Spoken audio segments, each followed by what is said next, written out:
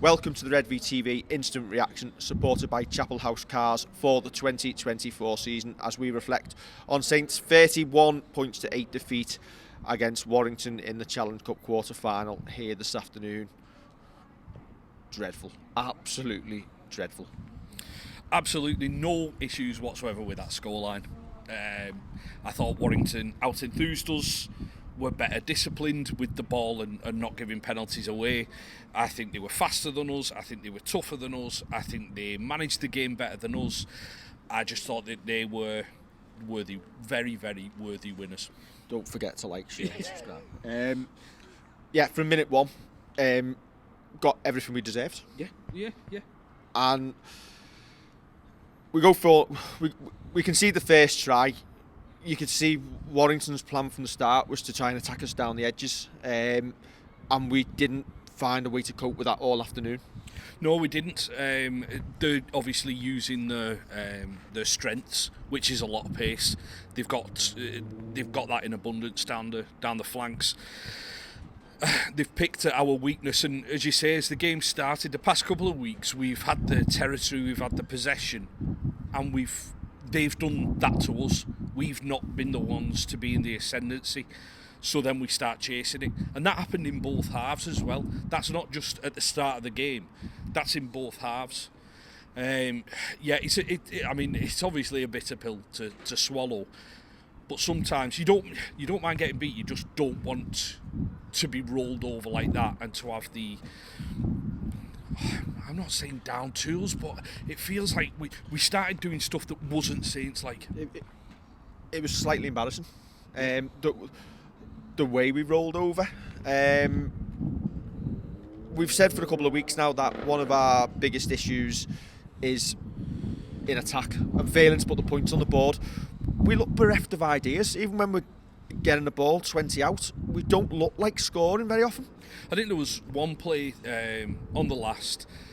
Walmsley's just taken a drive in. Ball gets played to James Bell on a crash ball. He's not the biggest prop in the world. Well, he's not the prop really, but he's not the biggest lad in the world, and you're expecting him to go over on a crash ball like that. I'd rather it went through the hands, and you know what, if we're going to drop it, we're going to make a mistake, fair enough, but it looked like a very, very low percentage play, and we just went away from the stuff that we can do. It looked to me at the times that we were playing panic rugby. Even in the first half, we looked like we didn't have a structure. We're trying to score on every play. Some of the things we were doing, even it was his first half, Jack Wellesby throwing the ball out the back to no one. Why aren't we just building into the game, getting through our set, putting the ball into the corner and making them work its way out from there? Instead, we're chucking the ball about like it's the last minute of the game, and it's still the first half. I think I always say about us teams having to earn the right to play rugby.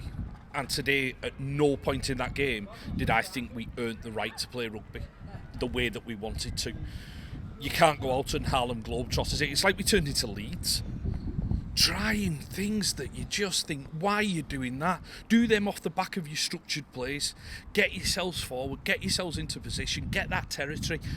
But don't start trying to chuck it out. And then when you start seeing mistakes off your big plays, you mentioned Jack Wells, who's kicked the ball dead once from a kick-off and once out of the hand. Once errors like that come in, players will start doubting themselves during the game. And it's a shame, but when you have that many errors from your big players, I think Al drops one in the second half or first half when when he's running through, and we need that kind of play. He drops one. You've got Johnny Lomax with the kick where he wants to be told that it's going dead, but in the end he tries fielding it. I thought initially he was trying to put his foot behind the line and catch it. Yeah. But it's a really poor error to make, and they capitalise off the back of it. Yeah. And when you've got your senior players in the team making those errors, you just know it's not going right for you. Yeah, exactly right. And Warrington were good enough to capitalise on those, and that's the main thing here. As much as you will have people in the comments going, "Oh, give Warrington some credit." We already have done, and we'll continue to for the game. But we're here to talk about Saints, and there were far too many errors. When I talk about indiscipline, I say it time and time again, I don't mean high shots, I don't mean reefing the ball out necessarily. I mean being able to wrap the ball up when you need to, not take your eyes off the ball when you're taking the third charge in. Silly things as well, like third man in the tackle flop. Yeah. When you've got them 10 out from their own line and you're giving them pressure relievers. That said, I think we were beat everywhere, all over the park today. We were beat on the edges. I thought we lost it in the forwards as well, considering they didn't have Vaughan playing for them. We seemed to pick up a little bit when we became a little bit more mobile when Sione and James Bell came on, and George and Alex went off. Do you potentially look at how you structure your props instead of having your two big men on to begin? Do you potentially go a big man and somebody mobile, or I don't know? I think you've got enough time now, given without the cup, to potentially you're going to have to start looking at changes. Possibly, and this goes back to, this is a question that comes up when you obviously lose. It's not a question that you have when you're winning, and when we're beating teams, it's not one that comes up. Yet it's something that you can look at. I still think we've got, as you say, we bring the mobile players on, and we've still got enough on the bench to cause them a problem.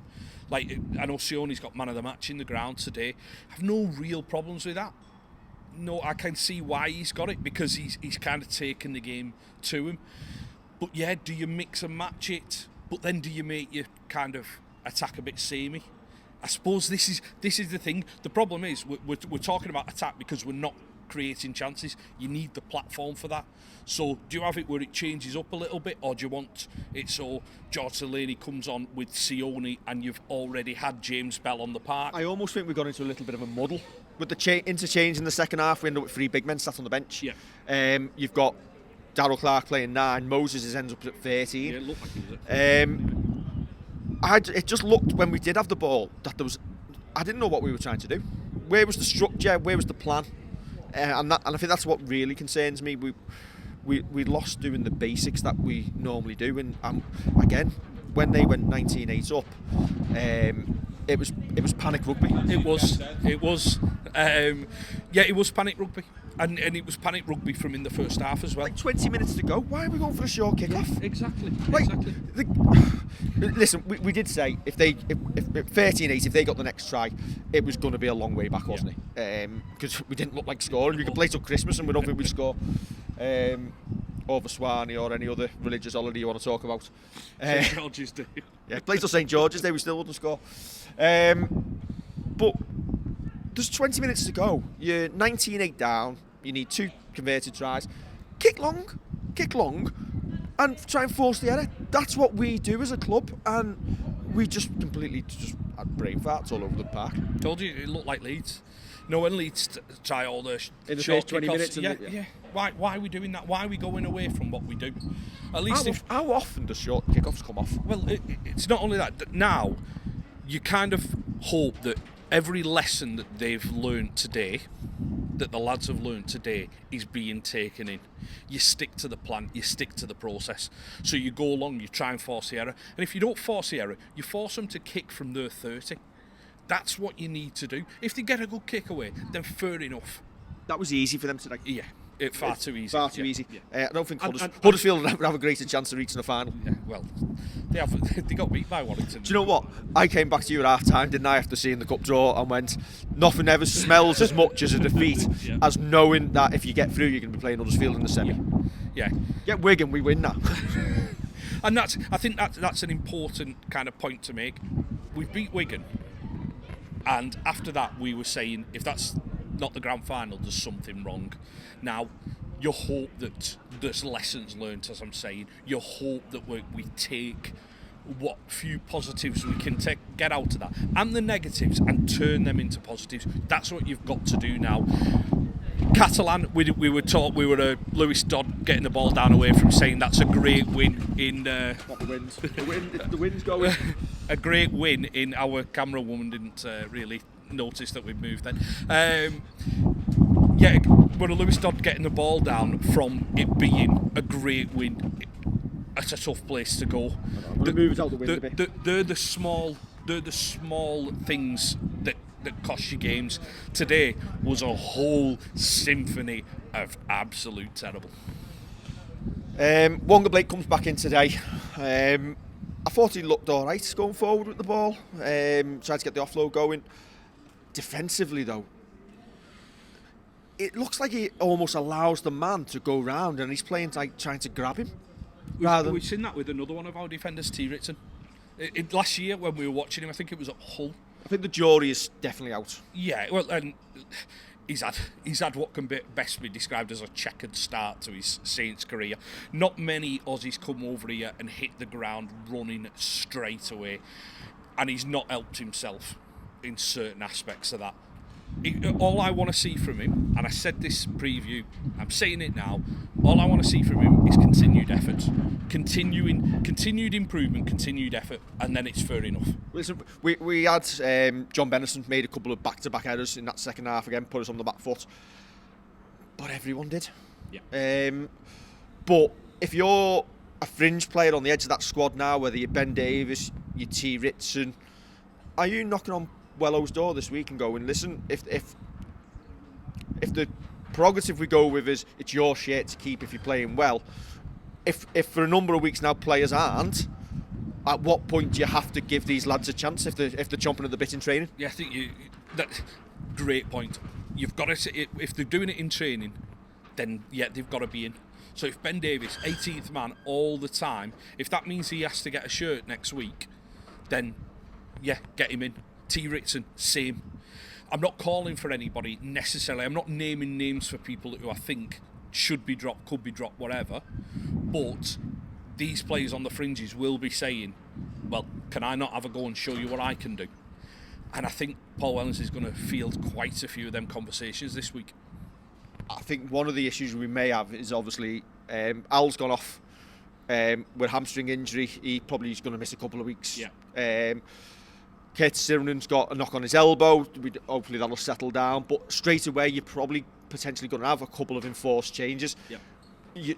You don't want to throw the baby out with the bathwater and making 5 or 6 at once on the back of that, do you? Yeah, I'm a big advocate of not making loads of changes and making a couple of key ones. Matty Lees comes back in next week, obviously. There's a like-for-like change. How much did we miss him today?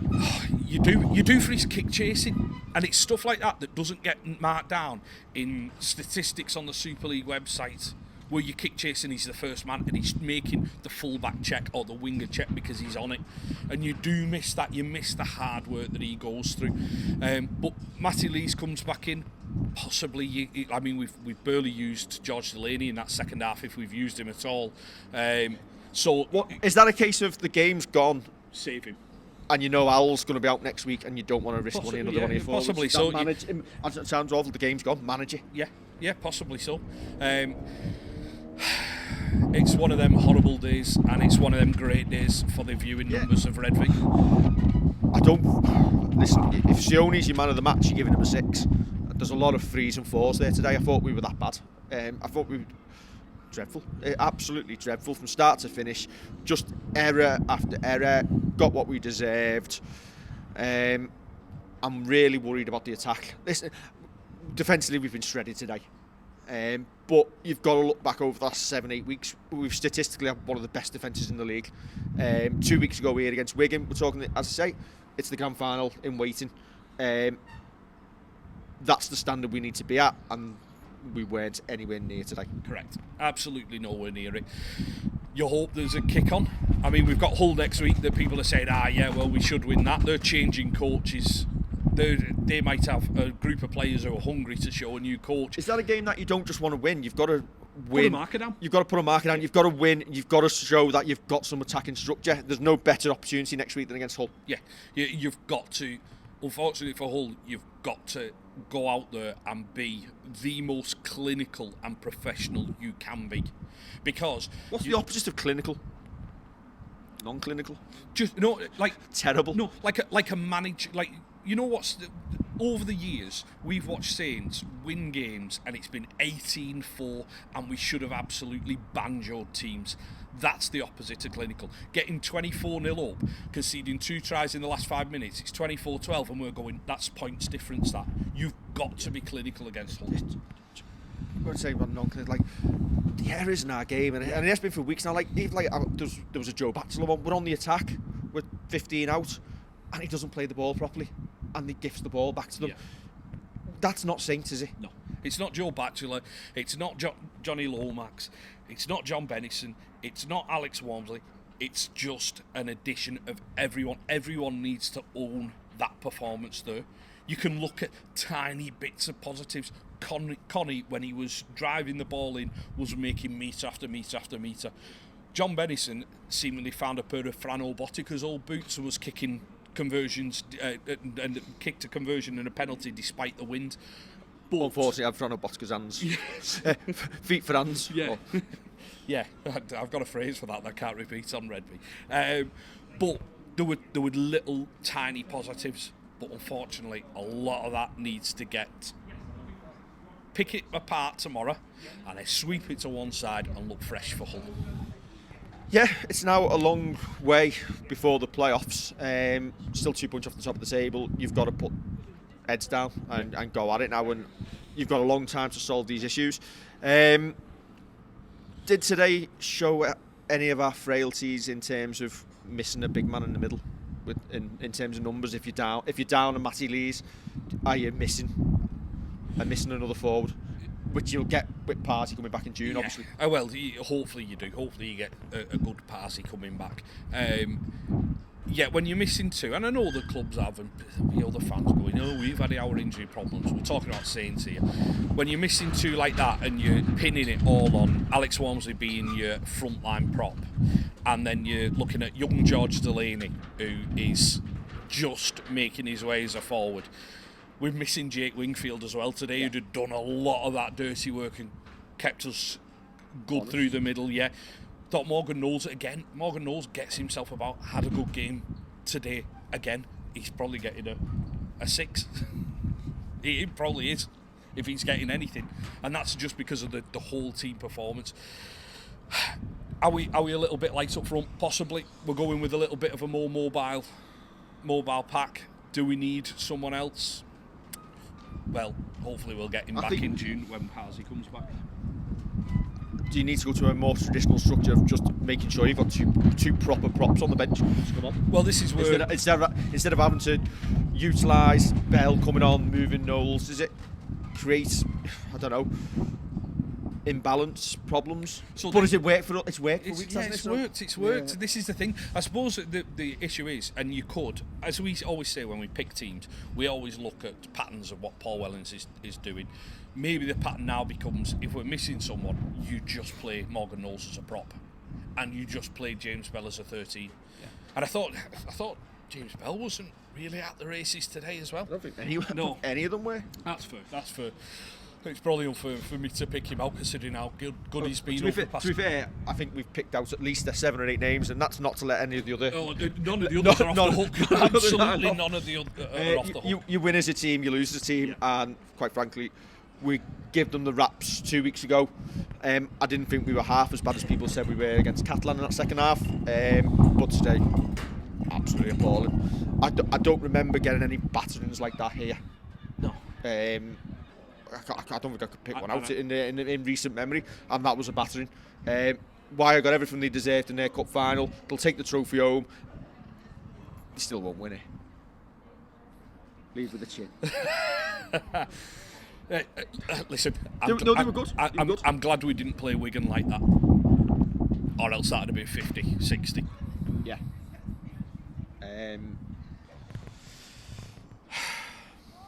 Don't forget to like, share and subscribe. I want to go on for my tea.